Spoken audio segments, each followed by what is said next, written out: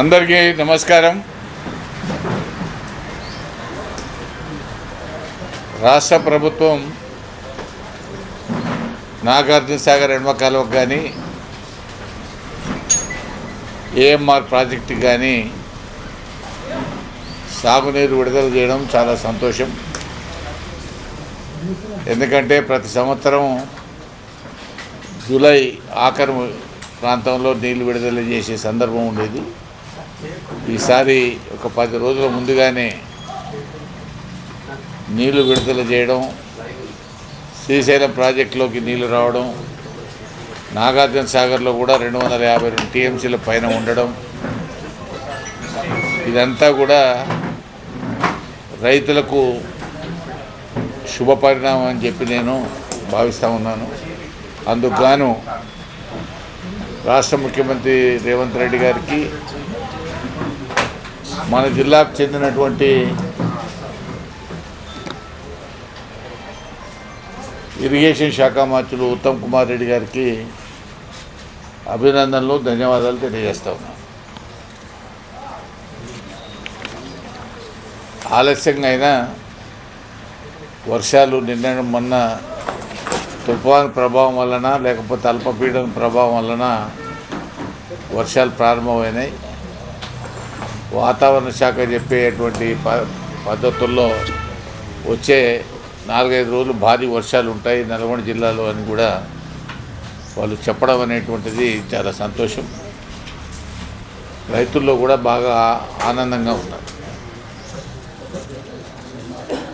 అదేవిధంగా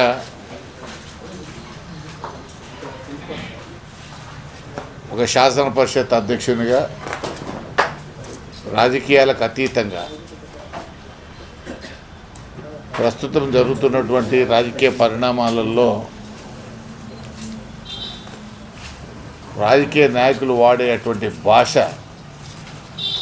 చాలా ఘోరంగా ఉంది. పద్ధతి తప్పి భవిష్యత్ తరాలకు ఏ రకమైన మెసేజ్ ఇస్తున్నామో ఒకసారి ఆత్మవిమర్శ చేసుకోవాలి. అది ప్రతిపక్షం కావచ్చు, అధికార పక్షం కావచ్చు, ఎవరైనా సరే మనం మాట్లాడేటువంటి ప్రతి పదం ప్రజల్లోకి వెళ్తుంది. ఇప్పటికే రాజకీయ నాయకులు అంటే ప్రజలు ఒక ఈసడింపు ధోరణి ఉంది. దాన్ని ఇంకా పెంచేటువంటి పద్ధతుల్లో మరి వ్యవహరించడం అనేటువంటిది మంచి పద్ధతి కాదు. ఆ భాష వాడితేనే మేము నాయకులం అవుతాం అనుకుంటే పొరపాటు.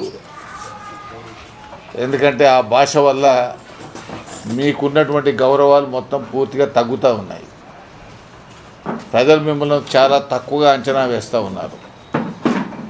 కాబట్టి ఇప్పటికైనా సరే భవిష్యత్ తరాలను దృష్టిలో పెట్టుకునైనా మీ భాషను మార్చుకోండి, ఉందాతనాన్ని కాపాడండి, రాజ్యాంగబద్ధమైన పదవులకు కూడా గౌరవాన్ని తేండి. ఆ పదవులను ఎవరున్నా సరే ఆ పదవుల్లో ఇక్కడ వ్యక్తులు ప్రధానం కాదు, పదవులు ముఖ్యం.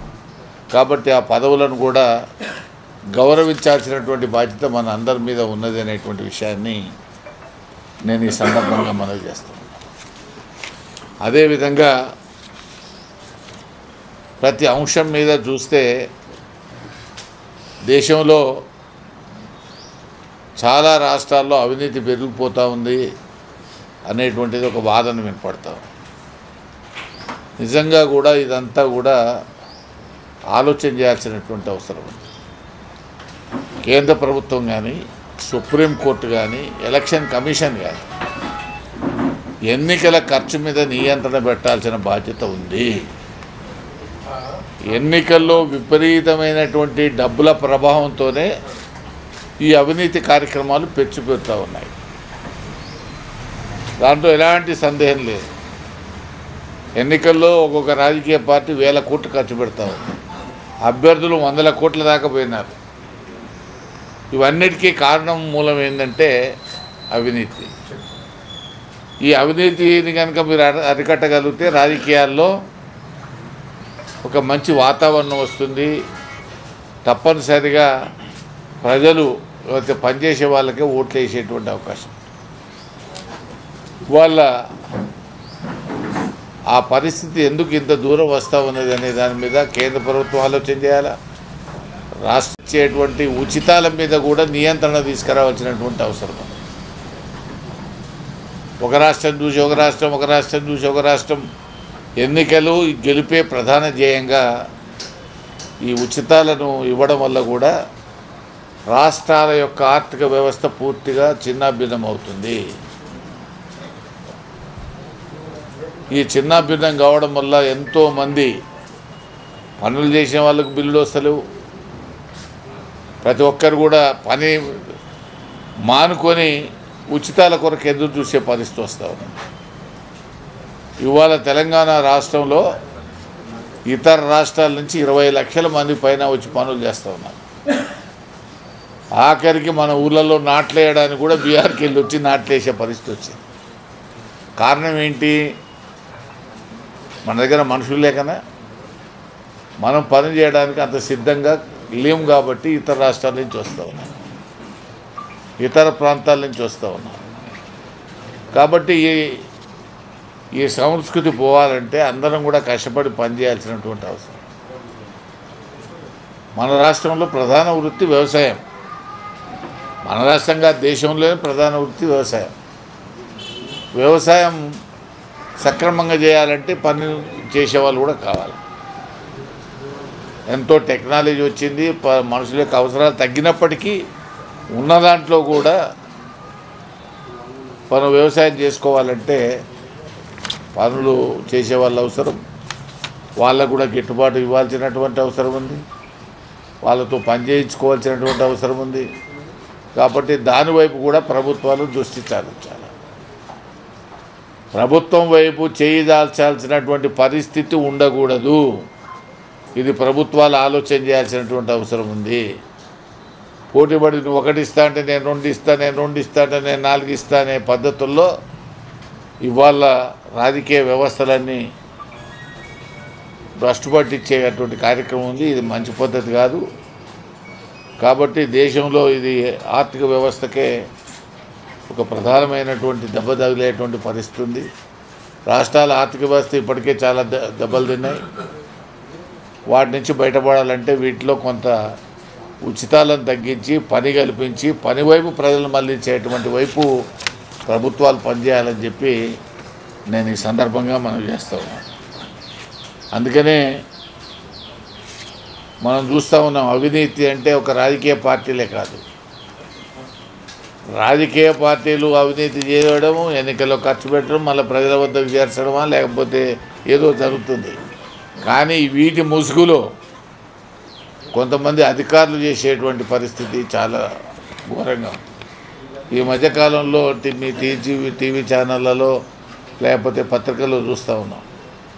ఒక్కొక్కరు 500 కోట్లు 600 కోట్లు ఒక ఇంజనీరింగ్ డిపార్ట్మెంట్లో.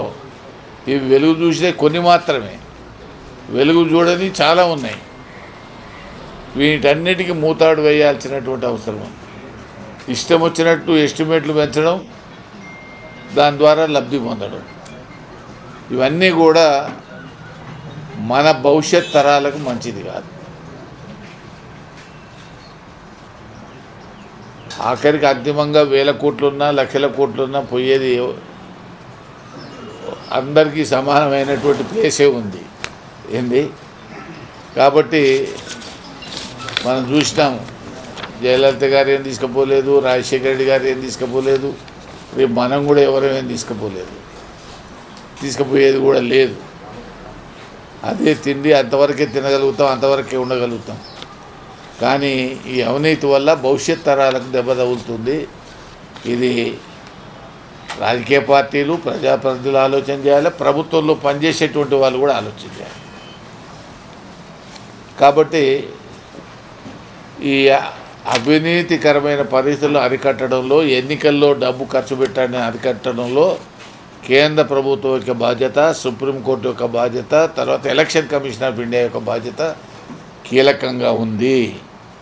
వాళ్ళు కఠినమైన నిర్ణయాలు తీసుకొని ఈ అవినీతిని కట్టడి చేయడంలో కానీ, రాష్ట్ర ప్రభుత్వాలు, పార్టీలు, ప్రభుత్వాల కన్నా పార్టీలు ఏ రాజకీయ పార్టీ అయితే అధికారంలో రావాలనుకుంటున్నారో ఒకరిని మించి ఒకరు ఈ ఉచిత వాగ్దానాలను కూడా అరికట్టాలనేటువంటిది ఆ రాష్ట్ర ఆర్థిక పరిస్థితి దృష్టిలో పెట్టుకున్నంత వరకే పర్మిట్ చేయాలి తప్ప ఇష్టానుసారంగా చేయడం, అప్పులు చేయడం, రాష్ట్రాలను దివాలా తీయించడం అనేటువంటిది మంచి పద్ధతి కాదు.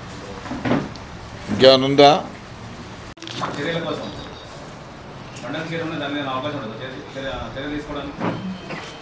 దురదృష్టం ఏంటంటే మాది పెద్దల సభ. పెద్దల సభలో గౌరవ సభ్యులు హుందాగా ప్రవర్తించాల్సినటువంటి బాధ్యత, కానీ దానికి భిన్నంగా ప్రవర్తించడం అనేది నా మనసుకు బాధ కలిగిస్తుంది. కాబట్టి చట్ట పరిధిలో ఎవరు ఏమి చేసినా సభలో జరిగితే ఓ రకంగా ఉంటుంది, సభ బయట జరిగితే ఓ రకంగా ఉంటుంది. కానీ మనం ఎవరమైనా సరే ఒక బాధ్యతల్లో ఉన్నప్పుడు విజ్ఞతతో వ్యవహరించాల్సినటువంటి అవసరం ఉంది. మనం భూషణలకు కానీ వ్యక్తిగత దూషణలు కానీ పోవాల్సినటువంటి అవసరం లేదు. అట్లా అని ఒకరి మీద ఒకరు దాడులు చేసుకోవడం కూడా మంచి సంస్కృతి కాదు. ఇది పెద్దల సభ యొక్క గౌరవాన్ని తగ్గించడం తప్ప మరొకటి కాదు. అందుకనే ఎవరు ఏ కంప్లైంట్లు ఇచ్చినా, ఎవరు ఏది ఇచ్చినా చట్ట పరిధిలో ఏమి చేయాలో అది చేస్తాము. సభలో అయితేనేమో ఇమీడియట్ నిర్ణయం తీసుకునే అవకాశం ఉంటుంది. సభ బయట జరిగేటువంటి విషయాల్లో ఏ రకంగా చట్టం మనకు సహకరిస్తుందో చూడాలి. అదేవిధంగా అన్నింటికంటే ప్రధానమైనటువంటిది సభలోని సభ్యులు గౌరవప్రదంగా వ్యవహరించాల్సినటువంటి బాధ్యత ఉన్నది. ఇవాళ ఒక చెడ్డ సంస్కృతి వచ్చింది. అది అన్ని రాజకీయ పార్టీలు అదే. ఇప్పుడు ఇంతకుముందు చెప్పింది నేను అదే. తను చదువుకున్నటువంటి స్థాయిని మర్చి, ఉన్నటువంటి బాధ్యతలు మర్చి ఇష్టానుసారంగా మాట్లాడడం వల్ల వాళ్ళ గౌరవం పోతుంది, రాజకీయ వ్యవస్థకు చెడ్డ పేరు వస్తుంది. రాజకీయాలకు రావాలనేటువంటి భవిష్యత్ తరాలకు కూడా మనం ఏం చెప్తున్నాం, అది కూడా మనం ఆలోచన చేసుకోవాల్సినటువంటి అవసరం ఉంది. కాబట్టి ఎవరైనా సరే ప్రజాప్రతినిధులుగా ఎన్నుకోబడ్డ వాళ్ళు తప్పనిసరిగా విజ్ఞతతో వ్యవహరించాల్సినటువంటి అవసరం ఉంది. నోరును కంట్రోల్ చేసుకోవాల్సినటువంటి అవసరం ఉంది. ఏది పడితే అది మాట్లాడేటువంటి పద్ధతి మంచిది కాదు. దీనివల్ల మీ గౌరవం తగ్గించుకోవడంతో పాటు ప్రజాప్రతినిధుల పట్ల గౌరవం కూడా తగ్గుతుంది. రాజకీయ పార్టీలన్నా, రాజకీయ నాయకులన్నా ప్రజలు ఈసరించుకునేటువంటి పరిస్థితి వస్తుంది. ఆ వైపు మీరు ప్రయాణం చేయకండి నేను అని అందరికి కూడా విజ్ఞప్తి చేస్తాను.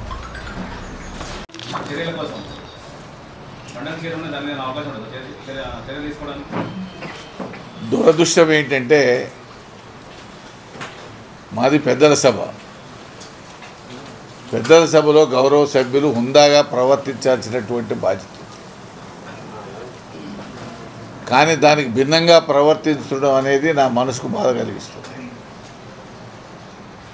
కాబట్టి చట్ట పరిధిలో ఎవరు ఏమి చేసినా సభలో జరిగితే ఓ రకంగా ఉంటుంది, సభ బయట జరిగితే ఓ రకంగా ఉంటుంది.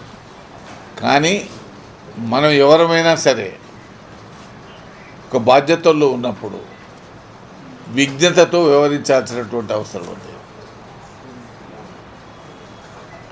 మనం భూషణలకు కానీ వ్యక్తిగత దూషణలు కానీ పోవాల్సినటువంటి అవసరం లేదు. అట్లా అని ఒకరి మీద ఒకరు దాడులు